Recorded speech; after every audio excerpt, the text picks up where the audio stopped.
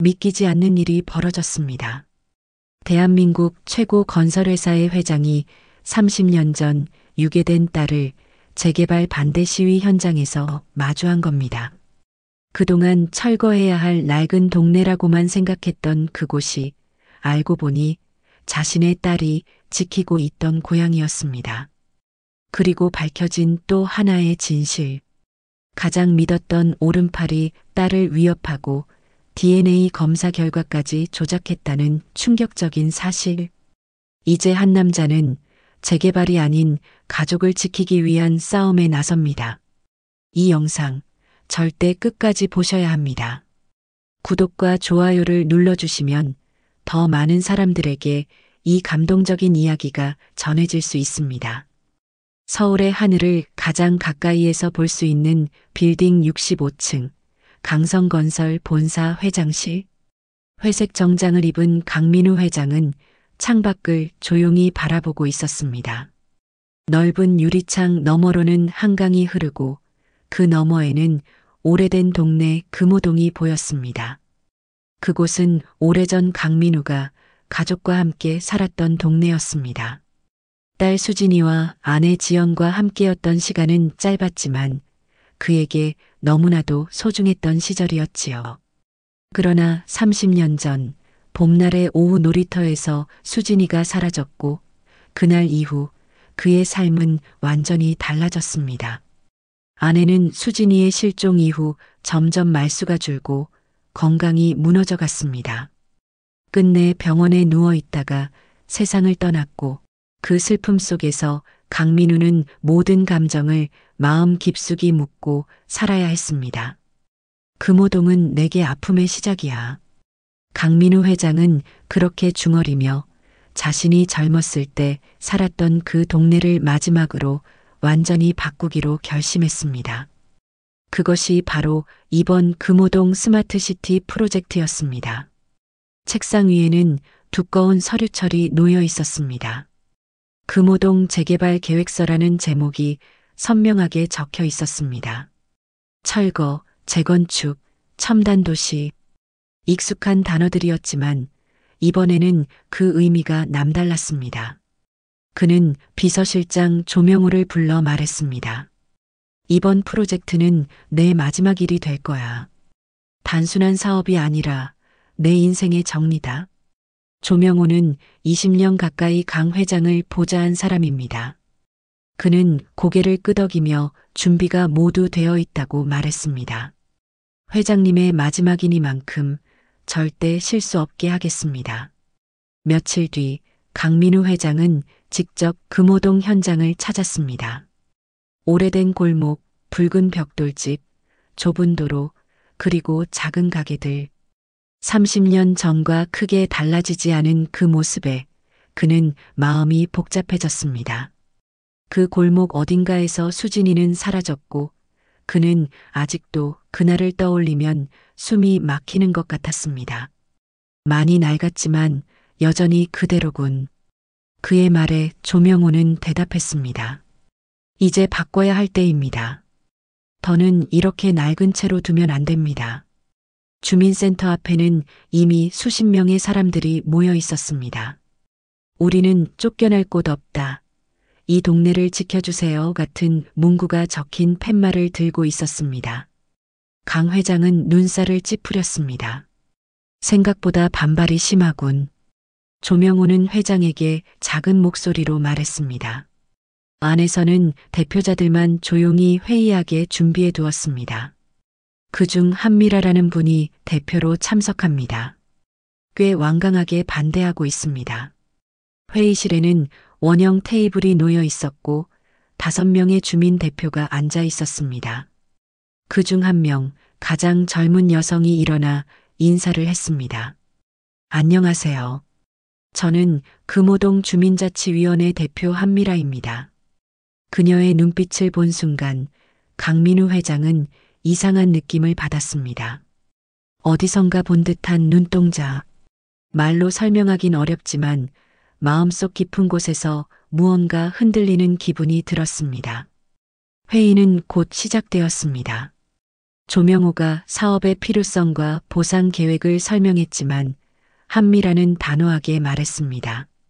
여긴 단지 낡은 동네가 아닙니다. 우리가 평생을 살아온 삶의 공간이에요.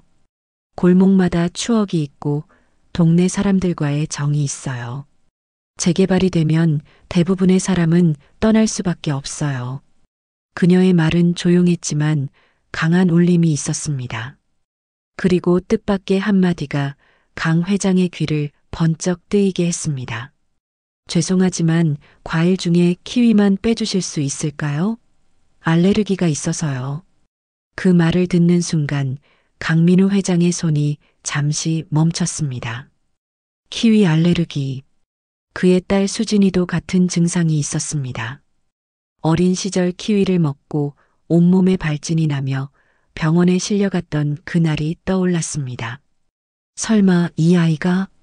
마음 깊은 곳에 오래 묻어두었던 감정이 다시 피어오르기 시작했습니다.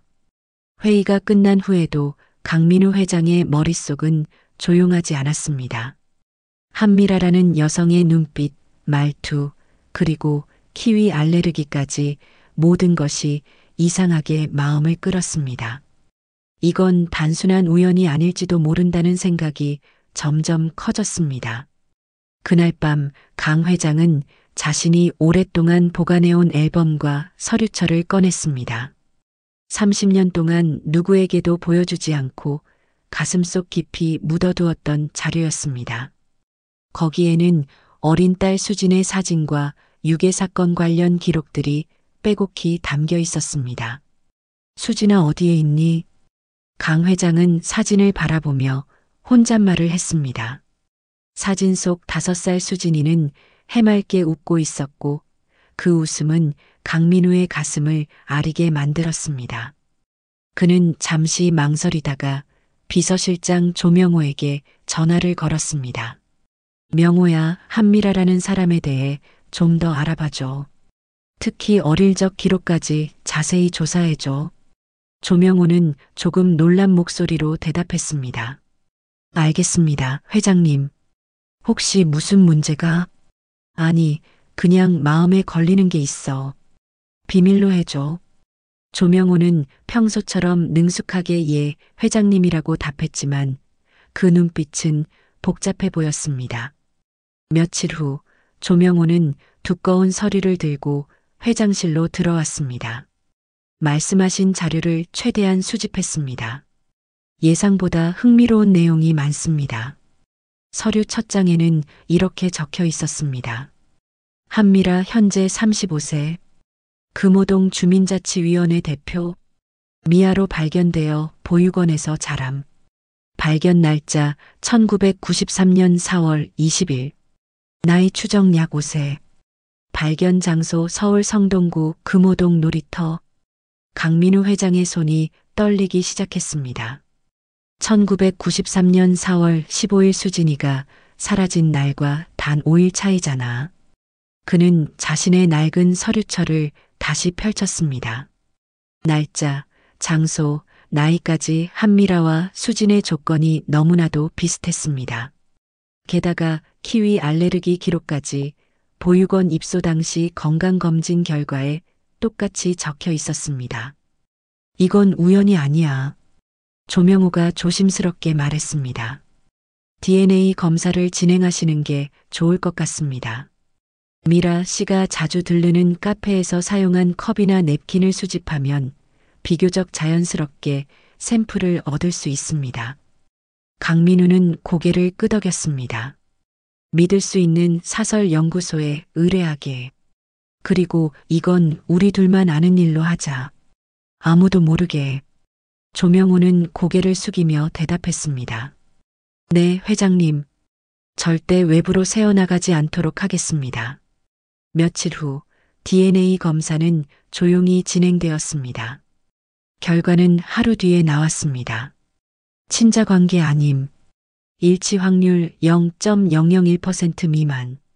그 종이를 받아든 강민우 회장은 한참을 말없이 앉아 있었습니다. 그의 눈빛은 멍했고 손은 떨리고 있었습니다. 내가 너무 많은 기대를 했구나. 단순히 알레르기 하나로 이런 생각을 하다니. 하지만 이상했습니다. 그날 금호동 현장에서 한미라가 넘어진 뒤 옷이 찢어지며 보였던 맹장 수술 자국. 그것은 수진이와 똑같은 위치에 있던 특이한 절개 흉터였습니다. DNA는 틀릴 수 있어도 저 흉터는 우연이 아닐 수도 있어. 그날 밤 강민우는 은퇴한 옛 운전기사 윤상철에게 연락했습니다. 상철 씨, 이번 일은 아주 조용히 처리되어야 해. 미라 씨의 새로운 샘플을 구해 정밀 검사에 다시 맡겨줘야 하네. 믿을 사람은 자네뿐이야. 윤상철은 조용히 고개를 끄덕였습니다. 알겠습니다, 회장님. 제가 직접 움직이겠습니다. 그리고 며칠 후 두 번째 검사 결과가 도착했습니다. 친자 관계 일치 99.9999% 확률. 그 종이를 읽는 순간 강민우 회장의 눈에서는 30년 만에 처음으로 눈물이 흘렀습니다. 맞아 맞구나. 내가 내 딸 수진이었구나. 세상은 다시 움직이고 있었고 강민우의 인생은 이제 완전히 달라지기 시작했습니다. 강민우 회장은 두 번째 DNA 검사 결과를 손에 쥐고 말없이 창밖을 바라보고 있었습니다. 저 멀리 흐르는 한강 위로 해가 지고 있었고 그의 눈가엔 눈물이 고였습니다. 수진아, 정말 내가 맞았구나. 30년을 기다린 순간이었습니다. 절망과 희망, 후회와 감격이 한꺼번에 몰려와 그는 한동안 말을 잇지 못했습니다. 하지만 감정에 빠져 있을 틈은 오래가지 않았습니다. 그럼 조명호는 왜 처음 검사를 조작했을까? 이 생각이 강 회장의 마음을 사로잡았습니다. 그는 바로 감사실장 김도진에게 전화를 걸었습니다. 김 실장, 미안하지만 지금 당장 집무실로 와주시게. 아주 조심스럽게 처리해야 할 일이 있네. 잠시 후 강 회장의 집무실에는 김도진 실장이 도착했습니다. 그는 40대 초반의 날카로운 눈빛을 가진 인물로 과거 검사 출신답게 매사에 철저하고 냉정한 사람이었습니다. 조명호 실장에 대해 내부 조사를 시작해주게. 특히 금호동 프로젝트와 관련한 자금 흐름, 외부 인물과의 통화 내역까지 전부 말일세. 김 실장은 눈을 크게 뜨며 되물었습니다. 조 실장님 말씀이십니까? 그래, 이유는 곧 알게 될 걸세. 절대 그에게 들키지 않도록 해주게. 김도진 실장은 고개를 깊이 숙이며 대답했습니다. 알겠습니다. 극비로 진행하겠습니다. 며칠 후 김 실장은 놀라운 사실을 가지고 돌아왔습니다. 회장님, 예상보다 심각합니다. 조명호 실장이 금호동 재개발과 관련해 비밀 계좌를 운영 중이었습니다. 6개월 사이에 50억 원 가까운 돈이 오간 기록이 있습니다. 강 회장의 얼굴이 굳어졌습니다. 리베이트인가? 그렇습니다. 토지를 사들이는 개발업체들로부터 비밀리에 돈을 받은 것으로 보입니다. 그리고 건달들을 고용해 주민들을 몰아내려고 한 정황도 있습니다. 그 순간 며칠 전 한미라가 폭력배들에게 둘러싸여 위협받던 장면이 떠올랐습니다. 그녀의 블라우스가 찢기며 드러났던 맹장 수술 자국. 강 회장은 손을 꽉 쥐었습니다. 내 딸에게 저런 짓을 시켰다고? 분노에 치밀어 오르면서도 그는 냉정함을 유지하려 애썼습니다. 김 실장, 조 실장과의 통화, 매일 금전 거래까지 전부 증거로 정리해서 이사회에 보고할 수 있도록 준비해주게. 알겠습니다. 이건 충분히 법적 대응이 가능한 자료입니다. 이후 강 회장은 비서실로 조명호를 불렀습니다. 언제나처럼 자신만만한 표정으로 들어온 조명호는 여전히 평정심을 유지하고 있었습니다. 불러주셨습니까, 회장님? 강 회장은 조용히 책상 서랍에서 2개의 서류 봉투를 꺼내 테이블 위에 놓았습니다. 하나는 DNA 검사 결과, 다른 하나는 조명호의 비리 관련 자료였습니다. 첫 번째 검사 조작됐더군. 한미라는 내 딸 수진이네. 자네는 그걸 알고 있었지. 조명호는 순간 표정을 감추지 못했습니다. 그는 잠시 말을 잇지 못하더니 결국 입을 열었습니다. 회장님, 그 아이가 따님이면 뭐가 달라집니까? 지금 중요한 건 금호동 프로젝트입니다. 이 사업은 회사의 미래입니다. 강 회장은 조용히 두 번째 봉투를 밀어주었습니다. 그리고 이건 자네가 그 사업을 이용해 회사 돈을 훔친 증거네. 조명호는 더는 숨기지 않았습니다. 그는 언성을 높이며 말했습니다. 그 여자가 나타나지만 않았어도 모든 게 완벽했을 겁니다. 강민우 회장은 그의 말에 침묵하다가 마지막으로 단호하게 말했습니다. 자네는 이제 회사에서 나가야 하네. 경찰과 감사팀이 자네를 찾을 걸세. 그날 밤 강 회장은 조용히 딸 한미라 아니 수진이를 찾아갈 결심을 했습니다. 진실을 말해줘야 해. 이젠 더 이상 늦출 수 없어. 하지만 그녀의 집을 찾은 그는 뜻밖의 소식을 듣습니다. 그 아이 어제 짐 싸서 떠났어요. 검은 양복 입은 남자들이 자꾸 찾아와서 겁먹은 것 같았어요. 강민우 회장의 가슴이 철렁 내려앉았습니다. 또 놓쳤구나. 30년 전 놀이터에서 사라졌던 수진이 이제 다시 찾았지만 또다시 그의 곁을 떠나버린 것이었습니다. 강민우 회장은 한미라, 아니 수진이의 집 앞에 서 있었습니다. 이제야 진실을 말하고 꼭 껴안아주고 싶었습니다. 그러나 그 문은 이미 굳게 닫혀 있었고 이웃 아주머니의 말은 차갑게 들려왔습니다. 어제 짐 싸서 떠났어요. 검은 양복 입은 사람들이 자꾸 오더니 겁이 났겠지요. 그 말을 듣는 순간 강민우 회장의 가슴은 다시 무너졌습니다. 마치 30년 전 놀이터에서 수진이가 사라졌던 그 순간으로 되돌아간 기분이었습니다. 겨우 다시 찾았는데 이번엔 절대 놓치지 않겠다고 다짐했는데 그는 천천히 차로 돌아와 뒷좌석에 앉았습니다. 창밖 풍경이 빠르게 지나갔지만 그의 마음은 아무데도 가지 못하고 머물러 있었습니다. 그날 밤 그는 잠을 이룰 수 없었습니다. 수진이가 어디로 갔을지, 얼마나 무서웠을지, 혼자 얼마나 떨었을지를 생각하자 가슴이 답답해졌습니다. 그는 결국 자신의 책상 앞에 앉아 낡은 앨범을 펼쳤습니다. 어린 수진이의 사진을 조심스럽게 꺼내어 바라보며 조용히 말했습니다. 이번엔 절대 포기하지 않겠다. 내가 날 외면해도 도망쳐도 아빠는 끝까지 널 찾을 거야. 다음 날 아침 그는 오랜 친구이자 은퇴한 운전기사 윤상철에게 전화를 걸었습니다. 상철 씨, 수진이를 아니 미라를 다시 찾아야 하네. 이번엔 자네 도움이 필요하네. 윤상철은 단 한마디로 대답했습니다. 알겠습니다, 회장님. 이번엔 함께 끝까지 가겠습니다. 그날부터 강 회장은 자신이 가진 모든 자원과 인맥을 동원해 수진이의 행방을 수소문하기 시작했습니다.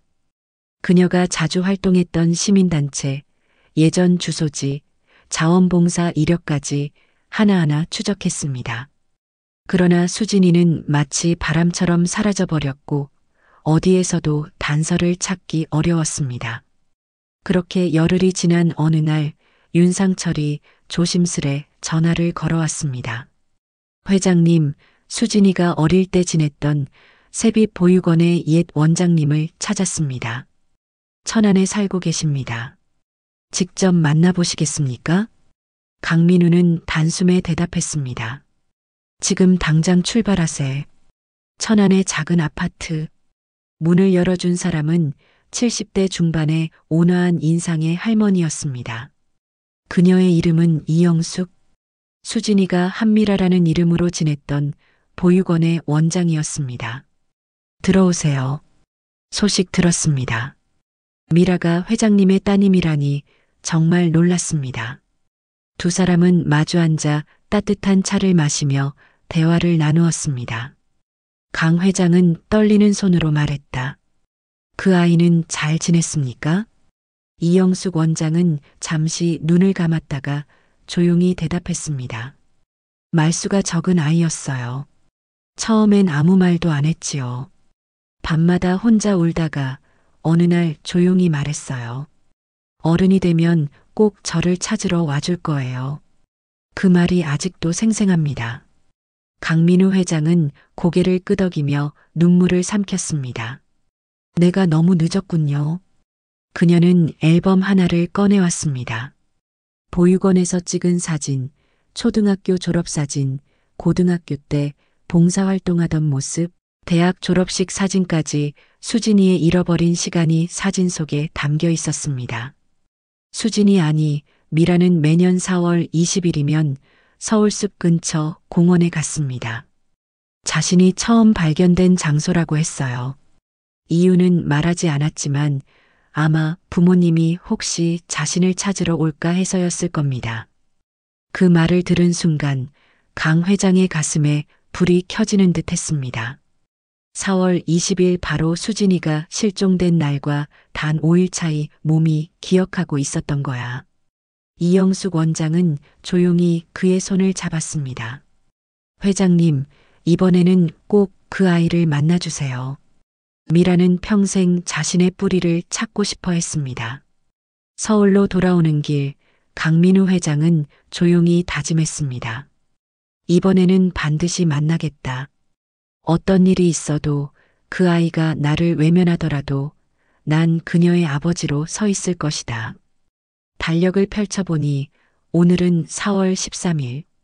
그는 일주일 뒤를 기다리며 마지막 준비를 하기 시작했습니다. 4월 20일. 하늘은 유난히 맑고 봄바람은 부드럽게 불고 있었습니다. 강민우 회장은 새벽부터 눈을 떴습니다. 전날 밤 그는 한숨도 자지 못했습니다. 마치 시험을 앞둔 아이처럼 가슴이 두근거렸습니다. 거울 앞에 선 그는 정장을 입으려다 손을 멈췄습니다. 오늘만큼은 회장이 아니라 아버지로서 딸을 만나고 싶었습니다. 그래서 그는 소박한 셔츠와 바지를 입고 집을 나섰습니다. 차를 타고 서울숲 근처에 도착한 시간은 오후 2시. 그는 천천히 공원 안으로 걸어 들어갔습니다. 공원에는 벚꽃이 조금 남아 있었고 어린이들이 뛰어놀고 있었습니다. 벤치마다 사람들이 앉아 따뜻한 봄 햇살을 즐기고 있었지요. 강민우 회장은 공원의 가장자리부터 조심스럽게 벤치들을 둘러보며 걸었습니다. 혹시라도 못 보면 어쩌나 하는 걱정이 계속 그의 마음을 무겁게 눌렀습니다. 그리고 마침내 저 멀리 벤치에 홀로 앉아 있는 한 여성이 눈에 들어왔습니다. 푸른 원피스를 입고 조용히 앉아 있는 그녀. 그는 그 순간 심장이 멎는 듯한 기분을 느꼈습니다. 수진이다. 그는 조심스럽게 다가가 그녀 앞에 섰습니다. 미라 씨 아니 수진아. 그녀는 고개를 들었습니다. 놀람과 경계심이 동시에 섞인 눈빛이었습니다. 그녀는 자리에서 일어서려 했지만 강민우는 조심스럽게 손을 내밀며 말했습니다. 잠시만 정말 하고 싶은 말이 있습니다. 그는 벤치 앞에 무릎을 꿇었습니다. 65세의 건설회사 회장이 이제 막 인생을 꽃피우기 시작한 여성 앞에서 무릎을 꿇은 것입니다. 그 장면은 말없이 많은 것을 전하고 있었습니다. 왜 이러시는 거예요? 한미라 아니 강수진은 당황한 얼굴로 물었습니다. 강 회장은 천천히 가방에서 봉투 하나를 꺼냈습니다. 그 안에는 DNA 검사 결과와 병원 기록, 그리고 오래된 사진이 들어 있었습니다. 이건 내가 5살 때 내 품에서 사라진 날부터 지금까지 내가 살아온 이유야. 수지는 떨리는 손으로 봉투를 받았습니다. 그녀의 손끝이 부들부들 떨렸고 눈동자는 물기를 머금고 있었습니다. 서류 속에는 이런 글씨가 적혀 있었습니다. 친자 관계 확인됨. 일치율 99.9999%. 그리고 그 아래에는 병원 기록 한 장이 있었습니다. 맹장 수술 흉터 위치 상복부 우측. 비표준 절개라는 메모. 그녀는 무의식적으로 자신의 옆구리를 감쌌습니다. 그곳엔 평생 간직하고 있던 흉터가 있었습니다. 그 흉터는 의사가 특이하게 위쪽을 절개했다고 말했던 것이었습니다. 어떻게 이런 것들을 다 알고 계시죠? 강 회장은 조용히 눈을 마주보며 대답했습니다. 나는 내 아빠야, 수진아. 너를 찾기 위해 30년 동안 기다려왔어. 그날 놀이터에서 사라진 이후로 단 하루도 널 잊은 적이 없단다. 그 말에 수지는 그만 주저앉고 말았습니다. 눈물이 조용히 그녀의 뺨을 타고 흘러내렸습니다. 전 제가 버려진 줄 알았어요. 아무도 날 찾지 않는다고 생각했어요. 그래서 가족이란 단어가 참 멀었어요. 강민우는 옆에 앉아 그녀의 어깨를 조심스럽게 감쌌습니다. 아니야. 절대 아니야. 내가 사라진 날 우리는 전 재산을 팔아 몸값을 마련했어. 하지만 유괴범은 너를 돌려보내지 않았단다. 그리고 내 엄마는 그 충격으로 세상을 떠났어. 난 그 후로 웃는 법도 사랑하는 법도 잊은 채로 살았단다. 수지는 고개를 숙이며 말했습니다. 아직 아버지라는 단어가 낯설어요. 시간이 필요해요. 강 회장은 고개를 끄덕이며 따뜻한 미소를 지었습니다. 천천히 해도 괜찮아. 나는 언제든 여기 있을 거야. 내가 부르지 않아도, 내가 돌아보지 않아도 늘 여기 있을게. 공원의 노을이 두 사람을 붉게 물들였습니다. 서로의 손을 마주 잡은 채 말없이 앉아 있었습니다. 30년이라는 세월이 둘 사이에 놓여 있었지만 오늘 이 벤치 위에서 두 사람은 다시 가족이 되기 시작했습니다. 계절은 어느덧 가을이 깊어졌습니다. 금호동 골목길은 노랗고 붉은 나뭇잎들로 물들어 있었고 주민회관 앞에는 많은 사람들이 모여 있었습니다. 오늘은 금호동 도시재생 주민 설명회가 열리는 날이었습니다. 몇 달 전까지만 해도 철거 위기에 몰렸던 이 동네가 지금은 모두가 함께 지키고 가꾸는 마을로 바뀌고 있었습니다. 무대 위에는 당당히 선 한 여성이 있었습니다. 이제는 한미라가 아니라 본래의 이름 강수진으로 불리고 있는 그녀였습니다. 그녀는 마이크를 잡고 천천히 말을 꺼냈습니다. 여러분, 안녕하세요. 저는 강수진입니다. 몇 달 전만 해도 우리 마을은 철거될 뻔했습니다. 하지만 이제 우리는 함께 이 동네를 지켜내고 더 좋은 곳으로 만들어가고 있습니다. 사람들의 얼굴에는 웃음이 가득했습니다. 어떤 어르신은 눈시울을 훔치고 있었습니다. 좁은 골목, 오래된 다방, 작은 슈퍼, 그리고 그 안에서 살아온 수십 년의 추억이 이제는 지워지지 않고 남게 되었기 때문입니다. 무대 한쪽에는 수진의 아버지 강민우 회장이 조용히 앉아 있었습니다. 그는 더 이상 회장님의 위엄을 내세우지 않았고 오늘은 그저 한 사람의 아버지로서 딸의 발표를 묵묵히 지켜보고 있었습니다. 그 얼굴엔 자랑스러움과 따뜻한 미소가 가득했습니다. 행사가 끝난 후 두 사람은 나란히 마을 회관을 나섰습니다. 길가에는 아이들이 뛰놀고 있었고 벤치에는 할머니들이 담소를 나누고 있었습니다. 새로 조성된 작은 공원에는 주민들이 함께 만든 벽화도 그려져 있었습니다. 과거와 미래가 조화롭게 어우러진 공간이었습니다.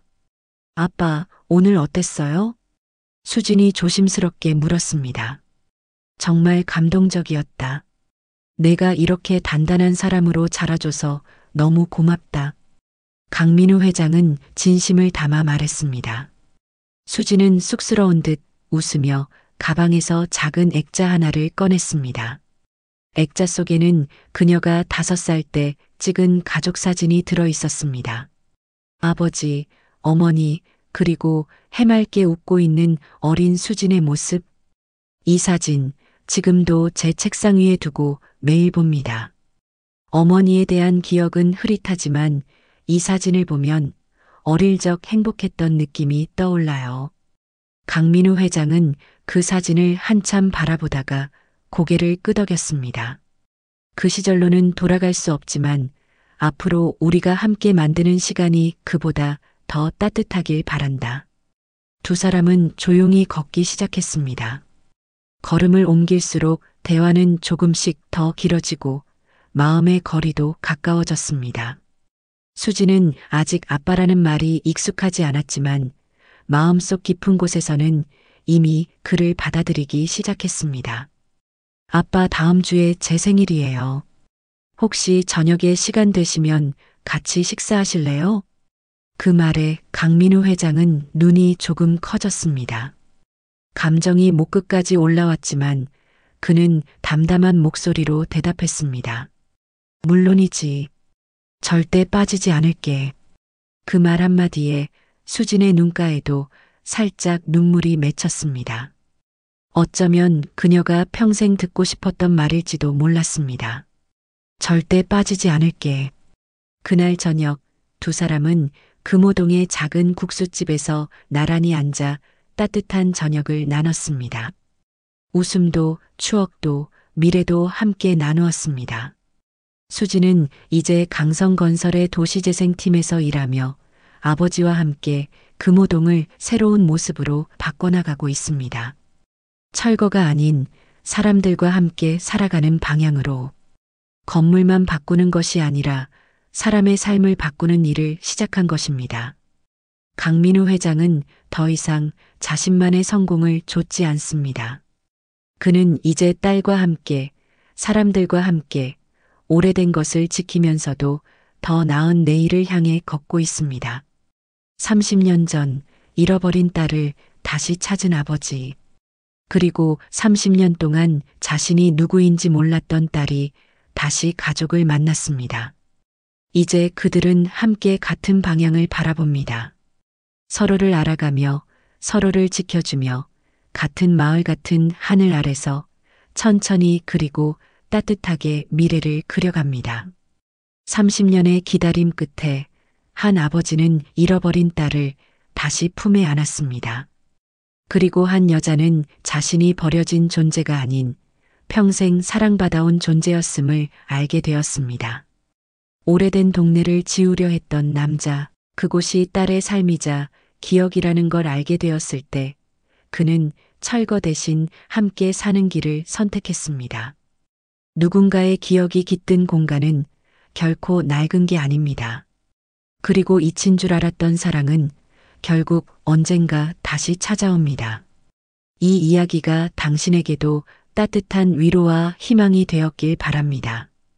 오늘의 영상이 마음에 닿았다면 구독과 좋아요로 함께 해주세요.